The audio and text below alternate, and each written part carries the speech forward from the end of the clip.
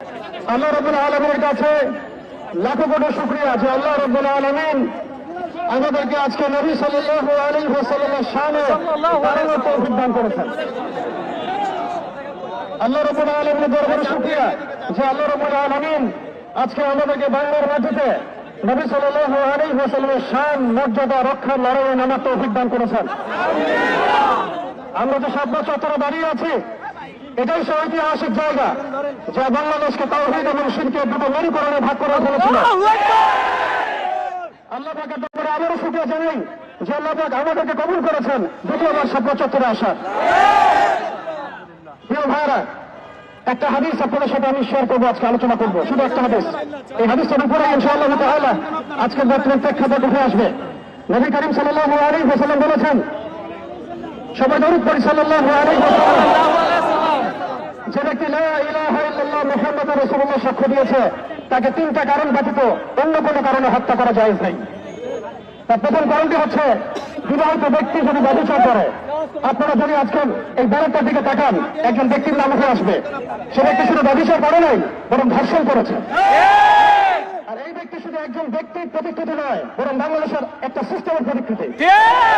যে ব্যক্তি আল্লাহ এবং তার রাসূল মুহাম্মদ সাল্লাল্লাহু আলাইহি ওয়াসাল্লাম সে ব্যক্তি মুরতাদ হয়ে যাবে, হত্যাযোগ্য অপরাধ করেছে। এবং চার মাযহাবের কোন ইমামের মধ্যে কোনো ইখতিলাফ নাই যে এই অপরাধ করলে তার বেঁচে থাকার কোনো অধিকার নাই। তৃতীয় কথা হচ্ছে, যদি কোনো ব্যক্তি হত্যার বদলে হত্যা করে, অর্থাৎ নিরপরাধ ব্যক্তিকে যদি কেউ হত্যা করে, নিরপরাধ ব্যক্তিকে যদি কেউ হত্যা করে, তাহলে তাকে হত্যা করতে হবে। এটা কিসাস। এই কিসাস এই ব্যানারের মধ্যে লিখিত নামের মধ্যে জড়িত আছে। শুধু একটা দুইটা কিসাস নয়, বাংলাদেশের মধ্যে হাজার হাজার কিসাস এখন দাবি রাখে। প্রিয় ভাইয়েরা, প্রিয় তাওহীদি জনতা, বিশ্ব এবং দেশ দুটা মরিত ভাগ হয়ে গেছে। হ্যাঁ, আপনাকে ইমানের শিবিরে থাকতে হবে, অন্যথায় কুফরের শিবিরে থাকতে হবে। হ্যাঁ, আপনাকে মুমিন হতে হবে অথবা মুনাফিক হতে হবে। হ্যাঁ, আপনি মুশরিক হবেন, না হলে তাওহীদ পড়তে হবে। হ্যাঁ, আপনি তাওহীদি জনতা হবেন অথবা আপনি কাফেরতে জনতা হবেন। এর মাঝামাঝি কোনো রাস্তা আমাদের সামনে খোলা নাই। শাপলা চত্বর থেকে আমরা দ্বিতীয়বার প্রত্যয় ব্যক্ত করতে পারি, বাংলার জমিনে আমরা আল্লাহর সামনে কটূক্তিকারী, নবী সাল্লাল্লাহু আলাইহি ওয়াসাল্লামের সামনে কটূক্তিকারী কোন ব্যক্তির অস্তিত্ব রাখবো না। আমরা এই দায়ভার আমরা নিজের হাতে উঠাতে চাই না। আমরা চাই আমাদের প্রশাসন, আমাদের কর্তৃপক্ষ, আমাদের সরকার, আমাদের ঊর্ধ্বতন কর্তৃপক্ষ তারা নিজেরা উদ্যোগ নিয়ে আইনের মাধ্যমে এই দ্রুত বিচার বাস্তবায়ন করবে। তারা যদি কাব বিন আশরাফ হতে পারে, আমরা মুসাইলিমা, আমরা মুহাম্মদ বিন মাসলামা হতে পারবো।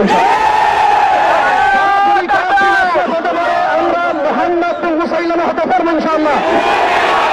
তারা যদি ইবনে খাতাল হতে পারে, আমরা কামার গেলাস ধরে ঝুলন্ত অবস্থায় কোথায় আমরা নিজের হাতে আইন উঠাতে চাই না। আমরা চাই আমাদের প্রশাসন, আমাদের কর্তৃপক্ষ, আমাদের সরকার যেন এই বিষয়ে ব্যবস্থা গ্রহণ করে। লা ইলাহা ইল্লাল্লাহ মুহাম্মাদুর রাসূলুল্লাহ পড়েছি, এটা পড়ার মধ্যে দিয়ে আমরা মুসলিম হয়েছি, মুমিন হয়েছি। কিছু মানুষ এটা অস্বীকার করে কাফের হয়েছে, কিছু মানুষ এর সাথে গাদ্দারি করে মুনাফিক হয়েছে, কিছু মানুষ ইসলাম কবুল করার পরেও এইরকম ইসলাম বিরোধী তৎপরতা বা কর্মকাণ্ডের মধ্যে দিয়ে মুরতাদ হয়ে গেছে। আর ফাতেমা রাসূল এমন পর্যায়ে মুরতাদ যাদের তওবার দরজা খোলা নাই। তওবার পরে তবুও তাদেরকে খবর করতে হবে। মান সাব্বা নাবিয়্যান ফাহতুমুহু, মান সাব্বা নাবিয়্যান ফাহতুমুহু, মান সাব্বা নাবিয়্যান ফাহতুমুহু। রব্বুল আলামিন আমাদের সবাইকে তাওহীদের উপর থাকার তৌফিক দান করেন। আমরা আমাদের স্বাধীনতা, সার্বভৌমত্ব এবং ইসলামের মৌলিক অধিকারগুলো ততদিন পর্যন্ত বাস্তবায়ন করতে পারবো না যতদিন পর্যন্ত বাংলার জমিনে শরিয়া কায়েম না হচ্ছে, ততদিন পর্যন্ত বাংলার জমিনে আল্লাহ দ্বীন প্রতিষ্ঠা না হবে, দ্বীনের ইকামত না হবে, উমর এবং খেলাফা না আসবে, ততদিন পর্যন্ত আমাদের স্বাধীনতা বলে কোনো কথা নাই। অতএব আমরা ডালপালা ধরে নাড়াচাড়া বন্ধ করবো, শিকড় নিয়ে কাজ করবো ইনশাআল্লাহ। আজকে স্বাতন্ত্র্যের ইস্যু যেমন আমাদেরকে ঐক্যবদ্ধ করেছে, এইভাবে যেন আমরা ঐক্যবদ্ধ থাকতে পারি। কোন কাফের মুশরিক মুরতাদ মুনাফিক যেন আমাদের মধ্যে বিভাদ সৃষ্টি করতে না পারে। এই ভাতৃত্ব বন্ধন, তাওহীদ এবং সুন্নাহ নিয়ে ইনশাআল্লাহ আমরা বাংলার জমিনে আল্লাহর দ্বীন কায়েম করেই ছাড়বো ইনশাআল্লাহ। ইয়া হুররিয়াত ওয়া শাহাদাত, ইয়া হুররিয়াত।